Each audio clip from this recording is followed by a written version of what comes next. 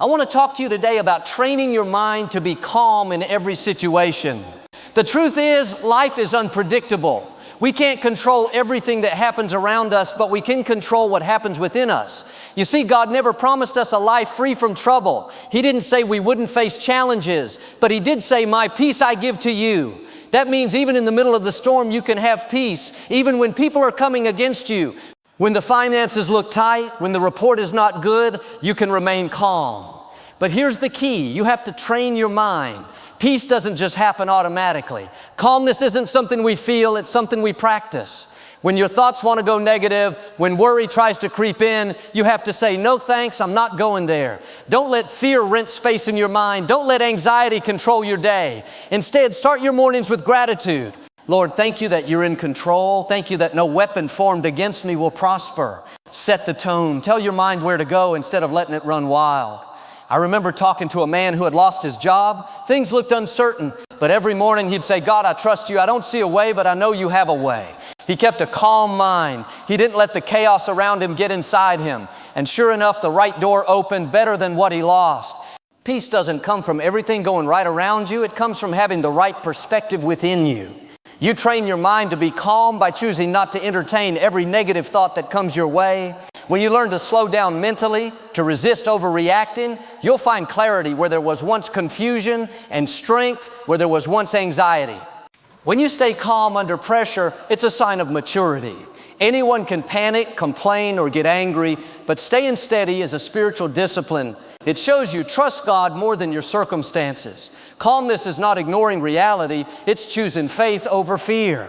It says, "God, I may not see the solution, but I believe you're working behind the scenes." Many times we lose more peace from our reaction than from the problem itself. A delay at work, a harsh word, a setback, those things can happen to anyone. But if your mind is trained to stay calm, you won't let that moment steal your day. You won't magnify the problem. Instead, you'll keep your focus on God's promises and move forward with peace. Calmness also protects your relationships. When you're calm, you speak differently. You listen better. You're less likely to say things you'll regret. That calm spirit becomes a blessing, not just to you, but to everyone around you. You set the tone in your home, your workplace, your family, not by controlling others, but by mastering yourself. Think of how much clearer your decisions become when you're calm. You don't rush into things. You pause, pray, and proceed with wisdom. God speaks in stillness. When you're anxious or agitated, it's hard to hear His voice, but when you quiet your thoughts and breathe deeply, that's when direction comes and peace replaces pressure. A calm mind also strengthens your health. Studies show that peace of mind can reduce stress, lower blood pressure, and boost immunity. But beyond science, Scripture tells us a peaceful heart leads to a healthy body. That's not just poetic, it's truth. God wired us to live in peace. He didn't design us to carry stress, fear, and panic day after day. So when life gets noisy, when the storm rages around you, make the decision to stay calm inside. Take a deep breath. Say, "Lord, I trust you." Choose not to panic. Choose not to let circumstances control you. That kind of calm isn't natural, it's spiritual. And when you walk in that peace, you open the door to God's power, provision, and favor in your life. You can't control everything, but you can control your response. Life has a way of surprising us. Sometimes things go exactly as planned, but other times the unexpected hits hard. A friend lets you down, a door closes. The report isn't what you hoped for. In those moments, it's easy to feel frustrated or overwhelmed. But while you can't always choose your situation, you can always choose how you respond to it. You see, your response is your power. You may not be able to stop the storm, but you can decide whether to stand in peace or get swept away by worry. When trouble shows up at your door, you can either let it control your emotions or you can stand firm, trusting that God is still in control. That simple choice, how you respond, can shape the rest of your day, even your future. We all face people and situations we wish we could change, but the truth is, trying to control everything leads to frustration and burnout.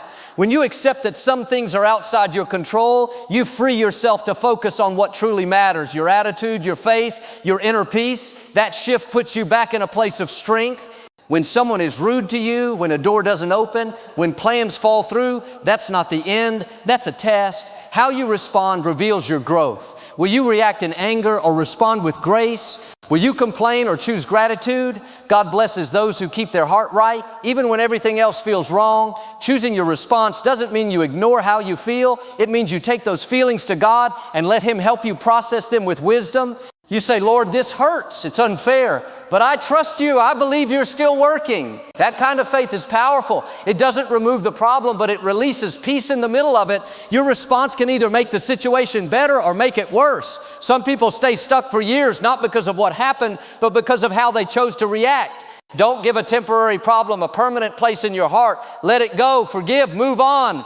Protect your peace by responding with maturity and grace. Remember, every response is a seed. If you sow bitterness, you'll reap more pain. But if you sow peace, kindness, and faith, you'll see God bring something beautiful out of what looked broken. Your response has the power to open doors, heal relationships, and bring favor you never saw coming. So when life hands you the unexpected, pause, breathe, pray. Say, God, help me respond with wisdom. You can't control the traffic, especially when everything around you says you should be worried, angry, or afraid. It's not passive. It's an intentional decision you make with your heart and mind every single day. Many people think peace is a feeling that comes when all problems disappear. But real peace is deeper than emotion. It's not based on circumstances. It's based on trust. You can have peace in the storm, peace in the waiting, peace when you don't have the answers. That kind of peace doesn't come naturally. It's developed over time by practicing it on purpose. When you wake up in the morning, you have to decide, will I carry peace today or will I carry stress? The choice may not always feel easy, but it's always yours to make. Peace says, I may not control what's happening around me, but I won't let it control what's happening inside me. It's a mindset, a discipline, and yes, a spiritual strategy. Practicing peace means guarding your thoughts. It means turning off the noise when it gets too loud, stepping away from chaos, and choosing to meditate on truth. When worry creeps in, you respond with the Word of God. When emotions flare up, you breathe deep and say, I'm not going to let this steal my peace. Every time you do that, you get stronger. Like any habit, peace grows stronger the more you practice it. The first time you choose to stay calm when someone pushes your buttons, it might feel unnatural. But the more you do it, the more automatic it becomes. Eventually, peace becomes your default setting, not because life got easier, but because you trained your mind to stay steady. God gives us peace, but we must maintain it. Just like you protect your home from intruders, you have to protect your peace from negative thoughts, toxic conversations, and distractions that drain your spirit.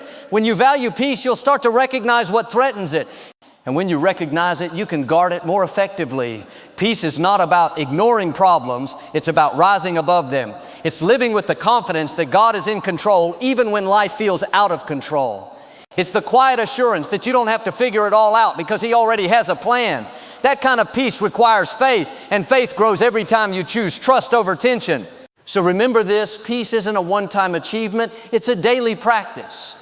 It takes patience, effort, and a heart aligned with God's truth. But every time you choose it, you grow stronger, more centered, and more full of grace. Peace is yours not because life is perfect, but because God is. All you have to do is choose it again and again. Speak peace over your life. The words you speak carry power. What you say about your life, your future, and your situation sets the tone for what you experience. If you constantly speak stress, fear, or doubt, you're reinforcing those things in your mind and spirit.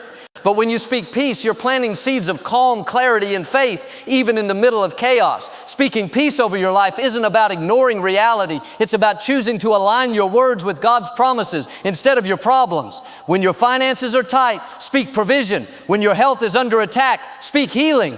When your mind feels anxious, speak peace. Let your mouth agree with God, not with fear or frustration. The atmosphere of your life follows the direction of your voice. If you're always saying, I can't handle this or this is too much, you're inviting stress to take root. But if you say, God has given me strength, His peace surrounds me, you create a new atmosphere, one where peace begins to flow and anxiety has no room to stay. David in the Bible often spoke to his soul. He would say things like, why are you downcast, O my soul? Hope in God. That's a model for us. Sometimes you have to talk to yourself, speak life to your mind, calm to your spirit. Say, I will not live worried. I will not be shaken. God is with me. Peace is mine today. Those words shift your inner environment. Don't wait until you feel peaceful to start speaking peace. Speak it until you feel it. Speak it despite how you feel. Your words have the power to bring your emotions into alignment with your faith. Even when your surroundings are loud and stressful, your voice can become a tool for peace, a declaration that says, I choose calm in the storm. Your words not only affect you, they affect those around you. When you speak peace in your home, your family feels it. When you speak peace at work, the tension starts to drop. Peace is contagious when it's spoken sincerely. Sometimes the people around you are waiting for someone to lead the way, and your words could be the spark that changes everything. It's easy to speak fear. That's what the world does. But speaking peace takes faith. It means saying it is well when nothing looks well. It means declaring victory before the breakthrough. And God honors that kind of faith. Every time you speak peace, it's like opening a door for God to step in and do what only He can do. So begin your day by speaking peace. Today I walk in calm. I'm not anxious. I'm not afraid. God is guiding me. His favor surrounds me like a shield. No weapon formed against me will prosper. The more you do it, the more natural it becomes. Speak peace and watch how your life begins to reflect the very words coming out of your mouth. Faith over fear. Fear is a natural emotion, but it's not supposed to control your life. It whispers lies, magnifies problems, and convinces you to expect the worst. But faith speaks louder if you let it. Faith reminds you that God is bigger than any obstacle. It tells you that even when you don't see a way, God is already working behind the scenes with a solution in motion. Choosing faith over fear doesn't mean you won't feel afraid. It means you won't let fear decide your steps. Faith is the decision to believe that God's promises are greater than the enemy's threats. It's saying, I don't have all the answers, but I know the one who does. Fear focuses on the problem. Faith focuses on the provider. Fear says, what if I fail? Faith says, what if God shows up? Fear says, this is impossible. Faith says, with God, all things are possible. You get to choose which voice you believe. Fear limits your potential, but faith releases your purpose. Every time you silence fear with faith, you move closer to the destiny God has prepared for you. Faith doesn't mean you won't face difficulties. It means you face them with a different mindset. It means you walk through the valley with your head held high, knowing you're not alone. It means you don't need to see the whole path to take the next step. People of faith aren't fearless. They're just focused. They've learned that the more they trust in God, the smaller their fears become. Faith isn't denying the problem. It's deciding not to be overwhelmed by it. It's standing firm in the truth that God is for you, He is with you, and He is able to do more than you can imagine. Every time you choose faith over fear, you grow stronger spiritually. It's like building muscle. The more you lift, the stronger you get. Fear may knock at your door every day, but faith doesn't have to let it in. With each step of trust, your confidence grows and your peace deepens. Faith is not just a belief, it's a lifestyle. So today, choose faith. Not because you see the answer, but because you know the one who holds the answer. Not because everything feels safe, but because God is your refuge. Let your heart say, I trust you, Lord. Let your life reflect that trust. And as you do, fear will lose its grip and faith will rise, leading you into victory. Calmness invites God's favor. Calmness isn't just a personality trait, it's a spiritual position. When you remain calm, you're saying to God, I trust you more than I trust what I see. That quiet confidence attracts His favor because it shows you're not relying on your own strength. You're making room for God to step in and handle what you can't. Calmness is a signal that faith is at work. When you're calm, you think clearly, make better decisions, and allow God to guide your steps without interference. Panic clouds judgment, but peace opens the way for wisdom. God often speaks in stillness, not in noise. When your spirit is calm, you can hear His voice more clearly. His favor flows where there is peace and trust, not stress and chaos. Being calm doesn't mean you're ignoring problems. It means you're trusting God to handle them in His time. That trust creates a spiritual environment for miracles. When you're agitated, you can block what God wants to do. But when you remain calm, you're declaring with your posture, God, I know you've got this. That opens the door to divine help. Many times we delay breakthroughs, not because of the problem itself, but because of our response to it. Worry, anger, and fear keep us from receiving what God has already prepared. Calmness, on the other hand, positions your heart to receive. It makes space for God's favor, for unexpected solutions, open doors, and peace that surpasses understanding. Remember when Jesus calmed the storm, He spoke peace because He was peace. And He's given you that same authority to speak calm into your life. When you carry calmness, you reflect His nature. Favor follows those who carry His presence, and peace is a sign of His presence. Your calmness becomes a magnet for blessing, for strength, for breakthrough. In relationships, calmness diffuses conflict and creates unity. At work, calmness earns respect and opens opportunities. In your personal life, calmness brings clarity, direction, and stability. People gravitate toward those who don't panic under pressure. But more importantly, God's hand rests on those who carry peace because they carry His heart. Even when everything feels urgent, learn to slow down on the inside. Don't let the rush around you rush your spirit. When you remain calm in the fire, you'll see God's favor show up in ways you never expected. The Israelites didn't have to fight at the Red Sea. They just had to stand still. Calmness allowed God to fight for them. So today, make a decision. I will stay calm. I won't let circumstances shake me. I won't give fear my attention. Instead, I'll remain anchored in peace, because when I'm calm, I'm strong. When I'm calm, I'm listening. When I'm calm, I'm aligned with God. And that's when His favor flows, not just around me, but through me. Practice stillness in the storm.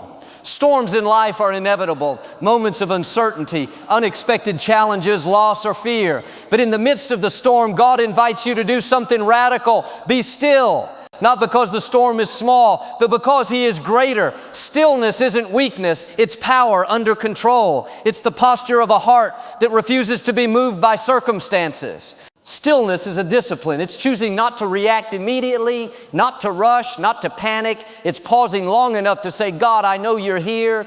In the world's noise, stillness creates space to hear God's voice. It's how we shift our focus from the chaos around us to the calm within us, the peace that comes only from His presence. Jesus showed us this on the boat during the storm. While the disciples were panicking, He was asleep, fully at peace, fully in control.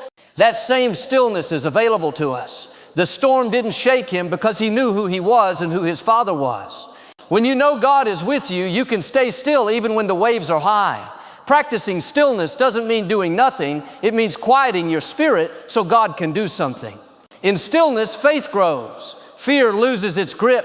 You stop striving and start trusting. When everything is shouting for your attention, stillness is your secret weapon.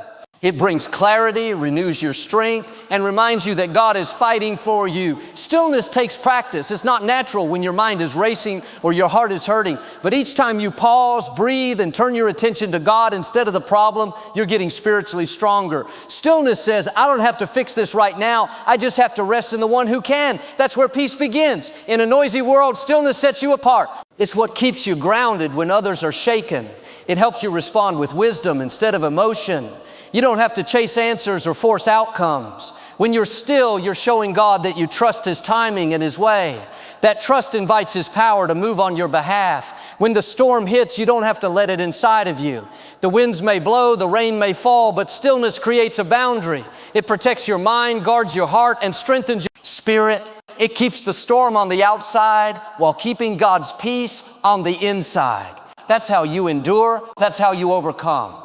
So when life feels out of control, choose stillness. Be still in your thoughts. Be still in your reactions. Be still in your soul. Not because the storm is over, but because God is already in it. And when He's in it, you're safe. Stillness is not the absence of trouble. It's the presence of trust. And that trust will carry you through every storm.